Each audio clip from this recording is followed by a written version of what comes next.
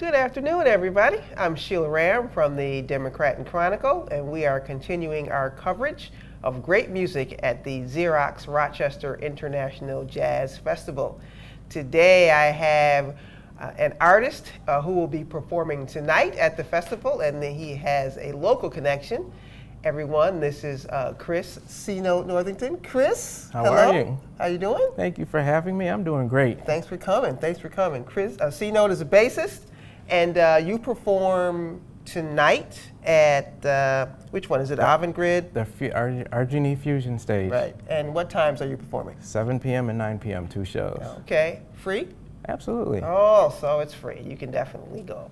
So we're going to sit and chat with Chris. If you have questions, be sure to post them in the chat area on Facebook. So Chris, I'm going to start right out with the big question. When did you fall in love with the sound of the bass? Oh, I'm going to date myself a little bit because I'm probably a little older than I look, but it all started when I was in grammar school, believe it or not. I had a friend who was a big Beatles fan, and he said, well, he played guitar, and he said, well, you should play bass because bass is easier. He was wrong. I mean, I've never played guitar, but bass is definitely not something to be taken as lightly, but that's where I started taking lessons then. I dropped it a bit when I went to college, but then when I got out of college and came to Rochester, that's really when I started to get involved into jazz and everything, with the music in general and seeing how far I could do with it. How would you describe your sound, if you had to describe? My personal sound? Yeah, your personal sound. Well, see, that's a tough question for a bass player because I'm the type of person, a bass player is a supportive instrument. And the idea for a bass player is to not take a lot of attention to themselves, to support the other artists, whoever's in front. So I try to tell people, I want you to notice when I'm not playing than when I am playing, you know, when I drop out. Most of the work that I've done over the last 30 plus years has been mostly jazz. I've played supporting other artists, mostly in the city, whether it's pop or funk or R&B, blues. I mean, one of my first starts when I first got here was with Joe Beard. You know, and that was a learning experience in itself. So I try to fill the role that's required for the music. It's not really about my sound. It's really not about me. It's about the music, and that's really what I try to emphasize for this performance tonight. It's not about me, even though my name's on it and I have to do all the arranging and get everybody together and put the music together. It's not going to be, let's have a bass feature up here. I'm not Victor Wooten, I'm not Marcus Miller, but it's going to be about choosing songs that hopefully the people will be able to relate to from all different genres of music. So that's what we're going to try and cover tonight. I just happen to be the bass player. It's really all it is, and I try to pull everybody together. Got it. So I'm not going to say I could really describe my sound. It's like, come to the show. And see it, huh? Yeah. If you're just joining us, this is C-Note, bassist. He'll be performing tonight at Jazz Fest. He has 2 shows at 7 and 9. Feel free to ask questions if you have some. I want to go back to something you said about the different sorts of genres you've played, you know, funk, pop, whatever. Do you have a personal favorite? My personal favorite is probably R&B. Okay. I was born in the late 50s, so I grew up on all the old soul music, the R&B, the Motown, and everything. In fact, my dog is named Jamerson after the Motown bass player James Jamerson. But it was just, that's when, to me, it's before computers took over, and not syncopated, but the sequence bass lines, when bass players actually added something to the music with the funk bands and everything. It's kind of funny because what I really love that I didn't even mention is Latin. And I have very few opportunities to play that, so I've been trying to learn it. I've been a student at the Eastman Community Music School for years, and every time they have a Latin jazz program, I'm there. You know, just to try and learn more about the music and just all the classes that they offered. I graduated a few years ago, and I still go. So I just enjoy playing music. Yeah, that's awesome. That's awesome. Would you say, since you've been doing this for what, a few decades now? Yeah, this is probably about 3 decades now. 3 decades now.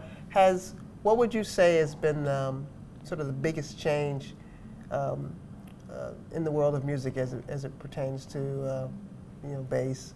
What's been the big change that as it pertains to bass in general? Well, that's again a sequencing. Okay. The music now is so. It's all about the producer who sits in the studio and organizes the music on a computer and then brings an artist in and just, here, go sing this track. And it's not, you know, it's not the same as a live show. I just watched the BET Awards, you know, opening up with Bruno Mars. And Bruno Mars with his band, the Hooligans, who are going to be playing here Saturday night, that was an amazing performance because not only do they play, but they danced. And it just brought me back to James Brown. I mean, to me, Bruno Mars is challenging sort of the whole James Brown vibe that people are like, oh, this is something different. And it's not different, it's just good.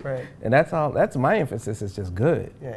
I don't dance, so just so you know. So no dance moves tonight. You know, I won't dance, and I'm actually be a little bit uncomfortable just being a front man. I'm used to being in the background, so now I have to be in front and kind of relate to the audience and everything.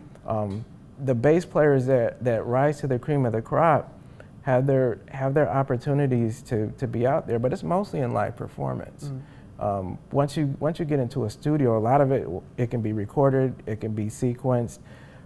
You don't really need a bass player, you know, and it's all money driven. So if we can do, one guy can do it with a computer, then why do I need to hire all these musicians? But you listen to any of the old music, the R&B, the jazz, the Latin music out of New York City back in the 60s and everything, that was all live musicians. That interaction can't be done on a computer.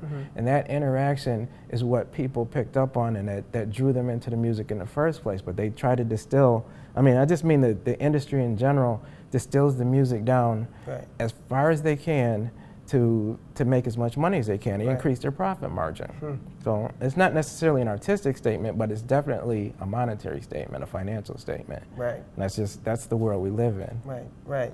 If you're just tuning in again, this is C-Note. He is a bassist and he's performing tonight at the Xerox Rochester International Jazz Festival. 2 shows and they are both free. Chris, let's talk a little bit about Jazz Fest. This is not your first performance at the fest, right? You've performed there before? Yeah, actually, it was funny. I performed last year. Again, I'd take classes at the. I performed once with Herb Smith. Because I take classes at the ECMS, the Eastman Community Music School, which everybody should check out, and anybody that's involved in music should be aware of this school, because in Rochester, if you want to learn music, it's right here. But the ensembles perform for the Jazz Fest. And our Latin Jazz Ensemble performed a couple years ago. I actually, at the very, very, very beginning of the Jazz Fest, I actually performed with Mel Henderson, a guitar player. We just did a duo thing. That was when the Jazz Fest was still small, and people are like, whoa, what is this?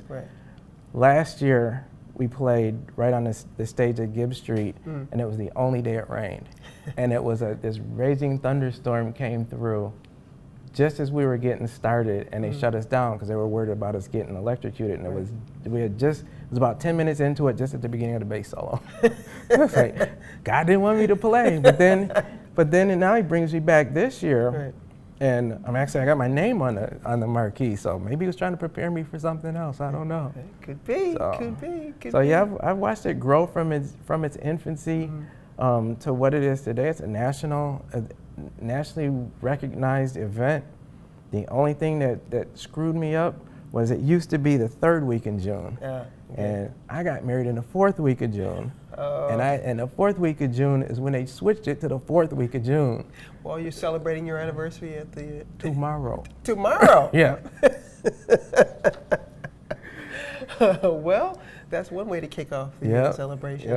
So let's talk a little bit about tonight's performance. What can the fans expect from you? What will they hear? Well, the band that I put together for tonight's performance, I've played a lot of musicians in Rochester.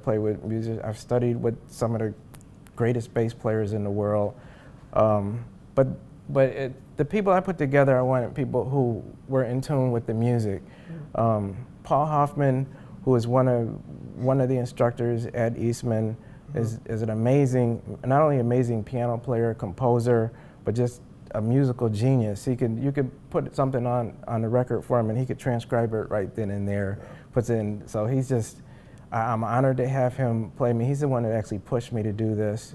I got Peter Begale on guitar and vocals, who I played in a little pop group with him that almost broke through. Okay. Got Quinn Lawrence, who played with Vanishing Sun last night. Okay. And Quinn is like, I've known since he was in high school. I've known him for close to 20 years, and he's like just one of the greatest sax and trumpet players in this city. And he's probably playing with about 5 other acts during the jazz festival because he's just that good. You know, you're like, who you gonna call? I'm gonna call Quinn. And then I have a drummer, his name's Devontae Oliver, who was referred to me by Doug Stone, who teaches at SOTA, the School of the Arts. Right. Said, Doug, I want somebody that hasn't played this, somebody that could bring in to sort of like what people did with me. Right. You know, somebody I'd never played with him. And the most important player for me as a bass player is a drummer.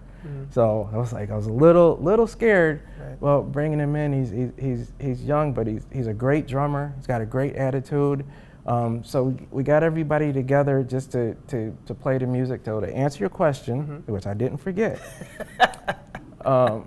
we're gonna cover a little bit of everything. I wish I had more time to do as much as I could. We're gonna do some Earth, Wind and Fire. We're gonna do some Stevie Wonder. We were gonna do some Allman Brothers, but we don't have time for that. That's Southern rock. Right. We're gonna do some light jazz, because I was told don't play straight ahead. Make sure you keep it lively for the audience. Right.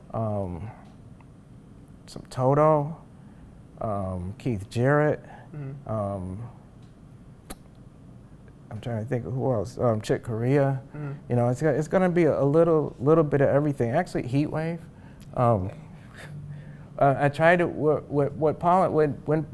the way Paul and I became friends is we realized that not only we grew up in the same generation, and we're both Bills fans, and because he's from Buffalo also. Go Bills. But yeah, there you go. But he listens to all kinds of music, and I mean, you go in his house and you'll see classical composers, you'll see Stevie Wonder, you'll see jazz composers, everybody on his wall. And we started listening to music, and he's turned me on to everything, stuff that people don't listen to. You know, we did Beach Boys, things that didn't make the radio. That was really good music, and that's a lot of stuff that we're doing.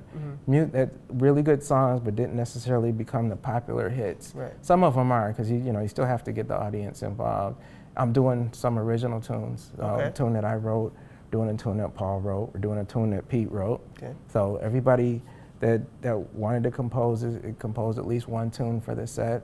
And then we just draw from as much as we could in the time that we have available. Okay. And hopefully the audience will enjoy it.